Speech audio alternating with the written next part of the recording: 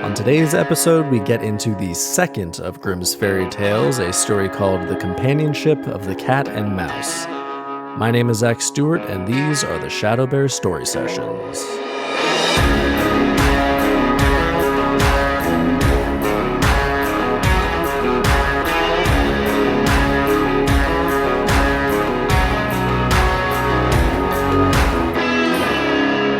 Welcome to the ShadowBear Story Sessions. My name is Zach Stewart, and here at ShadowBear we look at the folk tales, fairy tales, myths, and legends that shape the world as we know it, and then we pick apart just how insanely dark and accidentally hilarious these stories really are. So each week, we'll dig into a new story, and at the end, we'll look past the lessons the story thinks it's teaching to find the lessons it's actually teaching. So let's get right into it with the second stop on our journey through Grimm's fairy tales, a story called The Companionship of the Cat and Mouse.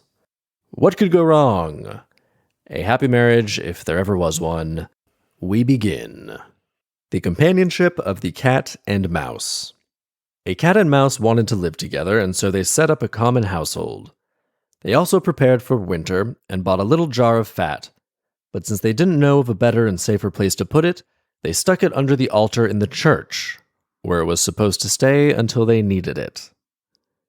Couldn't think of any better place to put it than under the altar of a church. Now it was not long before the cat felt a craving for the fat and went to the mouse and said, "Listen, little mouse, my cousin has asked me to be godfather for her child. She gave birth to a baby boy, white with brown spots. I'm to hold him at the christening. Would you mind letting me go out today and taking care of the house by yourself?" "No, no," answered the mouse. "Go there, and when you get something good to eat, think of me." "Aw, that's quite sweet of the mouse. I sure would like a little drop of that sweet red christening wine." I can really feel the mouse wanting that wine. Very vivid. But the cat went straight to the church and licked up the skin off the top of the fat. Pretty gross. Then he strolled around the city and didn't return home until evening. So the cat goes to the church, eats the fat, and then just struts around town, waiting for the smell of fat to clear off him. Well, I guess he did have some time to kill, considering he was supposed to be at a christening all afternoon. Hopefully the mouse doesn't consult with any of the townspeople. We continue. "You must have enjoyed yourself very much," the mouse said. "What name did they give the child?" "Skin Off," the cat answered. "Skin Off? That's a strange name. I've never heard of it before. Well, at least the mouse is onto it. At least the mouse sees that there's something suspicious here." Continuing. Soon thereafter, the cat felt another craving and went to the mouse and said, "I've been asked to be godfather once more. The child has a white ring around his body. I can't refuse. You must do me a favor and look after the house." The mouse consented, and the cat went and ate up half the jar of fat. When he returned home, the mouse asked, "What name was this godchild given?" "Half Gone." "Half Gone, you don't say. I've never heard of such a name. I'm sure it's not on the list of proper baptismal names." Now the cat couldn't stop thinking about the jar of fat. So the mouse is clearly onto something being off here. The mouse is clearly aware there's something suspicious going on, just not pushing too hard on the issue. We continue. Now the cat couldn't stop thinking about the jar of fat. "I've been asked to be godfather again, for a third time. This child's all black and has white paws. Aside from that, there's not a white hair on his body. That only happens once every few years. You'll let me go, won't you?" It really is really ballsy to use this same excuse 3 times in a row. Not even a common excuse, not even like, "Oh, it's my monthly or bi-weekly family dinner." A christening, and he's being asked to be godfather. That is bold. Just double down on the godfather thing again and again. Continuing. "Skin Off, Half Gone," the mouse said. "Those are really curious names. I'm beginning to wonder about them." The mouse cleaned the house and put it in order. Meanwhile, the cat ate up the rest of the fat in the jar and came home stout and stuffed late at night. "What's the name of the third child?" "All Gone." "All Gone? Hey now, that's the most suspicious of all the names," said the mouse. "All Gone? What's it supposed to mean? I've never seen it in print. Upon saying that, the mouse shook her head and went to sleep. Her head. Huh, interesting. Because up until this point, there had been no gender specified for the mouse, only for the cat. Most women have a pretty good radar for shitty male behavior, so I guess this particular mouse just has terrible judgment with a roommate, friend, and living situations. Somehow that just makes the whole thing feel even more predatory. Anyway, nobody called upon the cat to become godfather for the 4th time. Nobody had called on the cat to become a godfather 3 times before either. However, soon winter came, and there was nothing more to be found outside, so the mouse said to the cat, "Come, let's go to our supply that we stuck beneath the altar in the church." But when they arrived there, the jar was completely empty. "Oh," said the mouse, "now I know what's happened. It's as clear as day. You ate it all up when you went to serve as godfather. First the skin, then half, then ... "Shut up," yelled the cat. "One more word and I'll eat you up." All gone was already on the tip of the poor mouse's tongue. No sooner did she say it than the cat jumped on her and swallowed her in one gulp. It's almost sadistic, really. It's really like the cat was just toying with the mouse this entire time, and it was all building up to this reveal and murder. Just the cat playing with its food before eating it. Anyway, that's it. That is the end of the companionship of the cat and mouse, an inevitable conclusion, if you ask me. Alright, let's break this down. Pretty quick hitter here. Starts off with the cat and mouse wanting to live together for reasons that are never explained or explored, and that would actually arguably be a better story than the story that we got. How did the cat and mouse want to live together in the first place? How did they become friends? How did any of this happen? Because this is a horribly ill-advised roommate situation. So then they bought a jar of fat together for the house, as roommates do. Couldn't think of any place better to keep it, so they put it under the altar at a church. Cat wants the fat. Hey, I'm godfather. Gotta go. Mouse, actually, the first time, is immediately really cool about it. Doesn't even ask to bring any food back. Just says, go there and when you have something nice to eat, think of me. Pretty cool roommate. Although the mouse is really heavily hinting that she'd like some wine. Really passive-aggressively hinting that she'd like the cat to bring some wine back. I don't think you can take wine from christenings. Maybe she's fishing for an invite, trying to crash that christening for the booze. Either way, cat ignores it. So the cat goes to the church, eats the skin, returns home to report that the child's name is Skin Off. Horrible lie, very suspicious, straight out of the gate. The mouse says, "Oh, that's weird."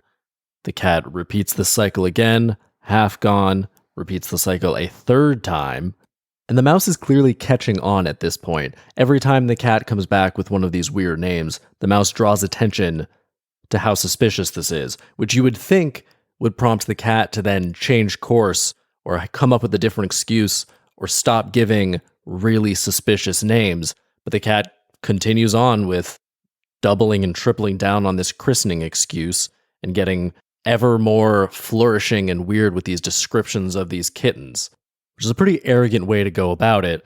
But the mouse doesn't really seem to have any recourse, draws attention to how weird all of this is, but can't do anything about it because she's a mouse living with a cat, and the cat knows it. So the cat's just going to keep doing what the cat wants to do. Finally, it's winter, they need the fat, they go there, big dramatic reveal, cat eats the mouse. The end. So, first of all, why are you keeping your food under the floorboards of a church? What kind of mafia shit is that? How is that the safest place to keep it? Just keep it in your house. Even if the cat hadn't stolen it, someone would have found it and stolen it. It's been established that this is summer in some type of animal village. That fat was probably making that church smell delicious all summer, driving the congregation crazy. To keep that jar secret, that cat would have had to keep the lid very tightly sealed. And I don't think a cat is dexterous enough to pull that off. So the cat eats the fat, comes back and gives these fake names for the kids at the christenings, its new godchildren, whatever. Terrible fake names. If you're lying to cover your tracks, come up with some inconspicuous answers. The cat's basically just saying the first things that come to mind. It's like Kaiser Soze except without any type of context or rationalization or backstory to make it at all believable. He's just saying one-word answers, letting the mouse call out how ridiculous it is, then just being like, yeah, I know, right? Crazy. Anyway, see ya. Then the last time the mouse is like, that's the most suspicious imp of all, and then immediately falls asleep.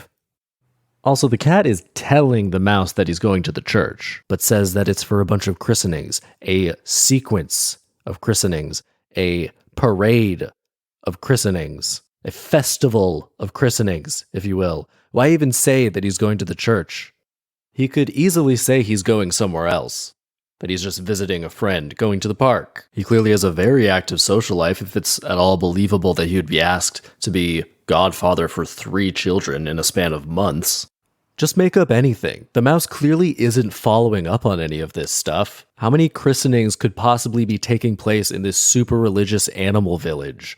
Just come up with anything else. Mouse is not going to follow up. The only way cat is getting found out is by a lack of creativity. Also, the mouse clearly feels left out and wants to be invited along. If the cat were clever, he'd bring some wine back, try and pacify the mouse to alleviate some of this suspicion. But nope, just going to keep doubling down and ignore the mouse's implications that she'd like some wine. Just hook the roommate up with some wine.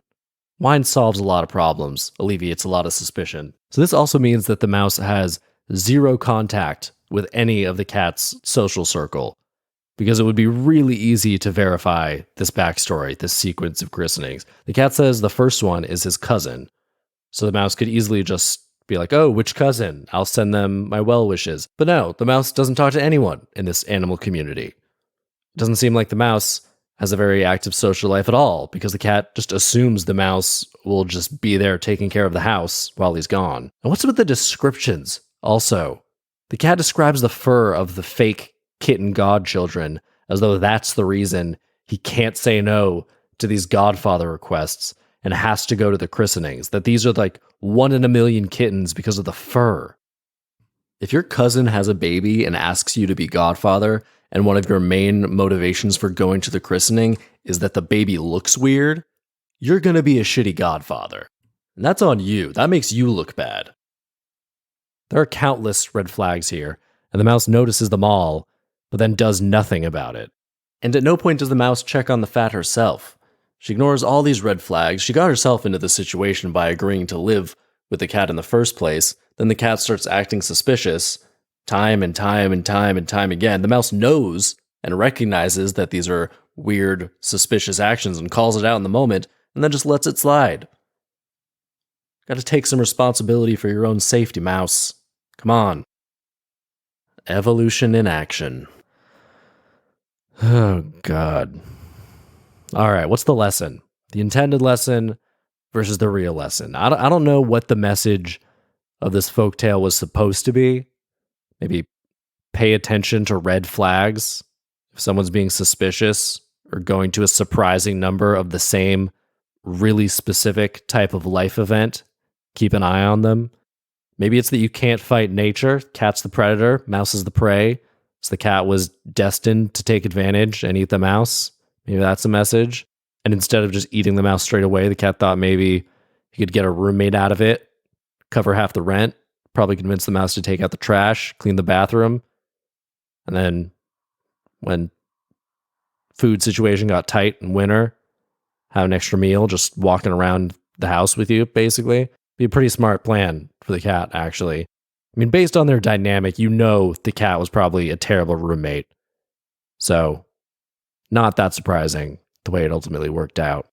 So I think that's the intended lesson of the story, is that predators will be predators and prey will be prey, and this is the way of the world. But there's more to it than that. There were plenty of warning signs. The mouse could have avoided being prey. And I don't like the helplessness that message sends, that there's nothing you can do. If you're a predator, you're a predator, and if you're prey, you're prey. No. Pay attention. That's the lesson here. That's the real lesson. If someone is being suspicious, if someone's being shady, if someone is going to way too many christenings in way too short a period of time, red flag. Pay attention to red flags. Trust your gut when something feels wrong. and act on it. Because those cats are out there. Don't be a mouse. Or be a mouse and get out when shady shit starts happening.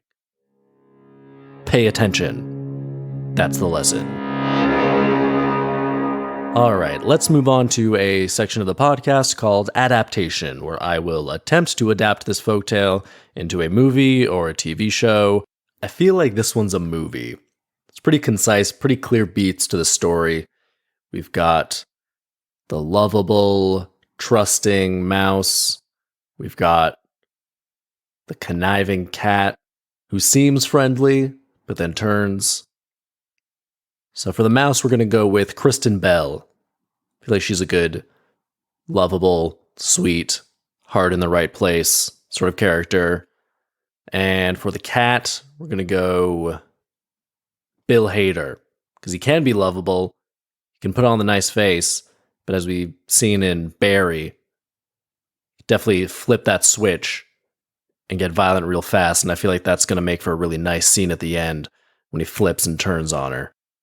So of course, it can't actually be a mouse and a cat. We're not going to go animated with this. We're going to get dark, going to get gritty. So they're two roommates, they're friends, they trust each other. I also really am looking forward to hearing Bill Hader be like, oh yeah, I'm going to go to a christening.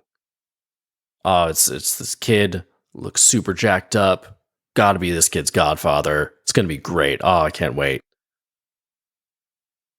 And then Kristen Bell, we get some scenes of gradually catching on, gradually getting more suspicious. But then Bill gets home. It's like, oh, it's Bill. Oh, he's so lovable. I can't be mad at Bill. Nah, he's all right. And obviously it can't be fat they're storing in the church. So it's got to be money. Money that they've accumulated together for some type of business venture. Like they want to open a restaurant or a bakery or something like this. They just need to save a little more, and then they can open it. But Bill Hader, meanwhile, is starting to get involved in maybe gambling. Maybe he has some gambling debts. Maybe he's starting to buy and sell drugs or something nefarious. So he keeps going back and taking some of the money to fund these illicit endeavors. And then finally, they get to a point where Kristen Bell is like, oh, we've got the right amount of money. Let's go get it from the church under the floorboards and open up this bakery, and all our dreams will come true. And then they get to the church, and then they open up the floorboards, and they see that the money's gone, and Bill says, oh my God, someone must have gotten here first. But then we see that Kristen's going over everything in her head, and she realizes what's going on. And we see a montage of her putting everything together in her head, and she looks up to Bill, and Bill sees it in her eyes. She knows it was him. She says, where is it, Bill? Where's the money? What have you done? What have you done, Bill Hader? And then he turns from nice cat to mean cat and says, this is the way of the world. Don't you get it? Toughen up, mouse. Not everything's sunshine and rainbows, Kristen Bell. You're either the predator or the prey. And then she says she has to turn him in. She has to do what's right. He has to face the consequences. But of course, he can't accept that. He won't go down for this. So there's a struggle, and then in a dramatic moment, in a big crescendo, he pulls out a gun and pop, pop. Maybe a bullet goes through a wick of a candle and whew, candle goes out. And then the camera pulls back as he's dumping the body into the floorboards under the altar. Fade to black. The end. So yeah, there you go. That's how we would adapt it. That's what we would do. That'll do it for this week's episode of the ShadowBear Story Sessions. I'll see you next week, where we'll dig into a story titled The Virgin Mary's Child. I didn't realize that there were religious overtones like this in Grimm's fairy tales. I don't remember them being religious in any way. I mean, this story, The Cat and Mouse, there was a church, but the church was the location for theft and murder, so not really super favorable light to be putting the religious overtones in. Anyway, next week, we'll get into this Virgin Mary's Child story, see what that's all about. So don't forget to subscribe, rate, review, all that great stuff helps us out in a major way so we can keep on rolling. We love you for it. So thanks for tuning in. I'm Zach Stewart, and I will see you next week on the ShadowBear Story Sessions.